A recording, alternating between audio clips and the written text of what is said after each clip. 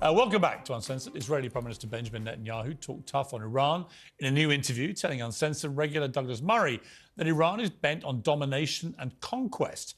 He framed Israel's ongoing war with Hamas as a battle between the West and Iran, before warning that Israel will fight on as long as it takes, alone if necessary. Comes to President Biden, warns the US will respond after 3 American soldiers were killed in a drone strike by Iranian-backed militants on a US base in Jordan. Donald Trump, meanwhile, says we're on the brink of World War III. Is he right? Well, joining me to discuss all this is the Conservative talk show host and author Dennis Prager and the Democratic presidential challenger, Cenk Uygur. Welcome to both of you. Dennis Prager, a lot of jungle drums beating now about the potential of a massive escalation in this war in the Middle East. Because of these attacks killing Americans, because of Biden's comments, and because of Iran's general saber rattling. What do you feel about what is happening here? I don't believe Iran wants a hot war with the United States. I believe that Iran wants to use people to kill Israelis, to kill Americans, and see how far it can go. Thus far, it has been able to go pretty far, and there was a great Wall Street Journal editorial on this, that there is a sense that the American president is much more interested in avoiding conflict with Iran than in fighting back against Iran. So I don't predict a violent war with Iran. However, it is accurate to say that there is a world war now, and there has been for quite a while, between the West and those who hate the West. Iran hates the West. The Islamist world hates the West. Not every Muslim, the Islamist world as opposed to the Islamic world. And the people like Hamas hate the West. Israel is attacked for being an outpost of Western civilization in the Middle East. It's fascinating that that is an attack. One would think that that would be praise, since Western civilization has been the most decent civilization ever created in human history. But it is used as an attack by those who hate the West, the left, not liberals, the left, and the Islamists. And they are in alliance against Israel and the United States. All right, Cenk Uygur, I want to play a clip from this interview between Douglas Murray and Benjamin Netanyahu, where he talks about the war will take as long as it takes. Let's watch this. We have to win in Gaza. We have to achieve total victory. Hamas cannot be left standing, coming out of the ruins with a V sign and saying, we'll do it again and again and again. What I say to our American friends, whose help I appreciate a great deal, I said, the war will take as long as it takes, but it will result in total victory, because our battle is your battle and our victory is your victory as well. Now, Cenk, I saw today that one of his cabinet was suggesting that they believe 25% of Hamas terrorists have now been killed and 25% more wounded. And so in their estimation, 50% of the enemy has now been effectively taken out of the battlefield. A, do you think that is probably true? And B, what do you make of what Netanyahu said about this effectively, whether people like it or not, they're going to finish this job? Yeah, so I'll address the propaganda first. There's no way of confirming any propaganda that comes out of Israel. Those are made-up numbers. But let's assume for a second that it was true. Okay, so you've taken out half of Hamas and killed 26,000 some odd people. Does that mean you're going to kill another 26,000? How many Palestinians is America supposed to help you murder for your nonsense objective, which never made any sense in the first place? Which leads me to the second part. Netanyahu says 2 absurd things. One is an effort to avoid accountability. He kept saying to Douglas over and over again, oh, in terms of what went wrong on me not defending Israel on October 7th when they needed the defense, not offense, not killing random innocent Palestinian civilians, but actual defense. He says, oh, we'll get to that accountability after the war. Well, okay, when is the war going to be over? He says, well, we have to have total victory. What does that mean? You have to kill every member of Hamas? Well, everybody knows that's impossible. So, oh, look at that. He set up an impossible standard for the war to be over so that it's never over and we never get any accountability. And finally, the idea that America should fight Israel's war for it is absurd. No, a hard no. We should send no money to Israel going forward to kill innocent Palestinians, or as long as they do the occupation. And now they're dragging us into a giant war in the Middle East that they're going to ask us to pay for, both in blood and treasure. There's no Americans that are actually in favor of that other than neoconservatives that dragged us into Iraq and that debacle over there. So my answer to Netanyahu is a hard no. No way do I want to go to war with Iran to help your political career. Dennis Prager, do you think Benjamin Netanyahu is long for this world as the leader of Israel? Because he's so unpopular domestically. The polls have never been worse for him. You get a feeling of somebody where the war is almost his last stand as leader. And in a very cynical way, if he stays in it long enough and can claim victory over Hamas, that might be his only way of maintaining power. It's hard to imagine another Israeli leader acting differently. There is this perception in the West, and I'm neither a Netanyahu fan nor a Netanyahu opponent, but it is hard to imagine an Israeli leader who would say, you know, Hamas butchered our people on October 7th, raped our women, burned families alive, want to destroy us, want to kill every Jew that they can find, but we won't respond militarily. In Israel, there is virtual unanimity. There may be disgust with that man individually. I have no idea. The British kicked out Churchill after World War II.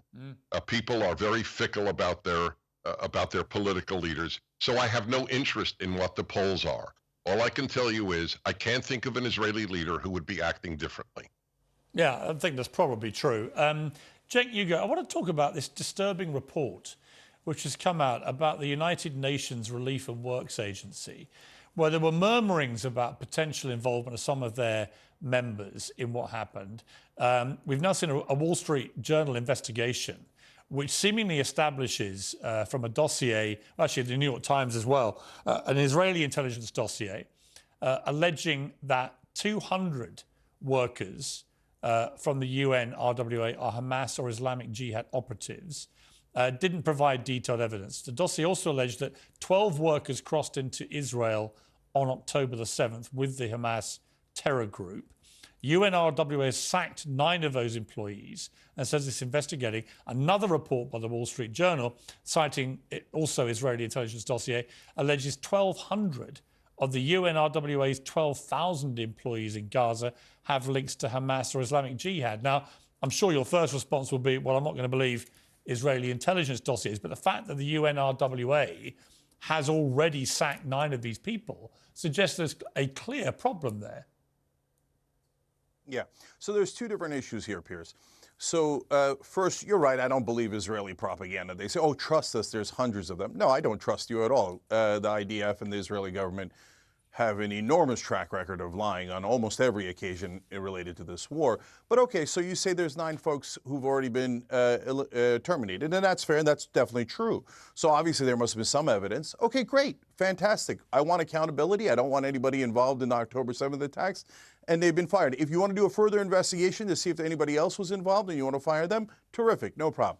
But that's not the real issue here. The real issue is the right-wing Israeli government hates this organization because they help Palestinians. There's now 500,000 Palestinians that are starving, and the only people that are helping them is basically this organization. And Israel thinks, now their right-wing government thinks, well, look, if we can eliminate the one organization that's helping Palestinians, they'll starve more. That way, when we bomb them, when we kill them, and we starve them, there'll be no one to help them. So that'll help us with our ethnic cleansing when we try to push them into Egypt, which several cabinet ministers, including their national security minister, have now said that is what they want to do, which is, of course, ethnic cleansing 101. So they're targeting this group to try to eliminate its funding, and it's working brilliantly. The Western powers don't actually want to help the Palestinians, so they're using this as an excuse to target the whole group. And one last thing that gives you a stark example of it. Let's say that there was 9 people or even a couple hundred people inside Israel who helped Hamas on October 7th. It's not